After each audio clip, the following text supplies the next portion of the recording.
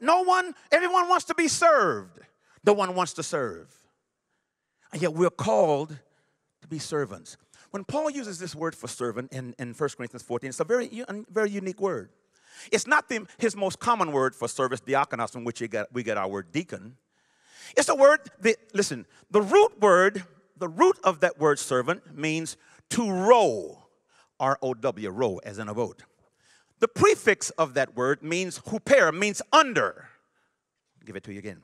This word for servant means, it's a picture word of a servant, a slave, listen now, who is an under rower. God says to you, pastor, man of God, woman of God, we are servants of God. And we serve as under rowers. Anybody see Ben-Hur? Remember that Charlton Heston? Remember that? And remember the scene where he's a slave now and he's underneath and he's rowing. Remember that? Remember that scene? And he's rowing and he's rowing and rowing and rowing. He's underneath the deck of the ship. Stay with me. I'm going somewhere on this one. He's underneath the deck of the ship. And he's a servant. He's a slave rowing. Now listen. The rower does not determine the direction of the ship. Let me go back to this side over here. The under rower does not determine the direction of the ship. There's a captain who determines the direction. The under rower does not determine the destination of the ship. There's a captain that determines the destination. The under rower does not even determine the speed of the ship. But there's an appointed time in which this ship will land at its destination. In my culture, we talk about it like this.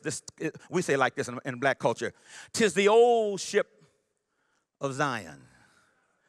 Get on board. Get on board. King Jesus is my captain. Get on board. Get on board. It's bound for glory. Get on board.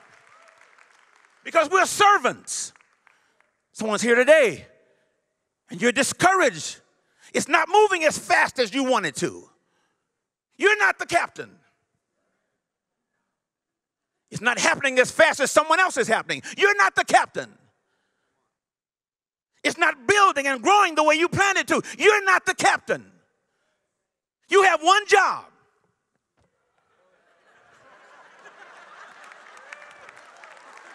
You keep on rowing. And one day you'll hear him say, servant of God, well done. You've been faithful over a few things. Somebody help me praise God in this house. We are called to be servants.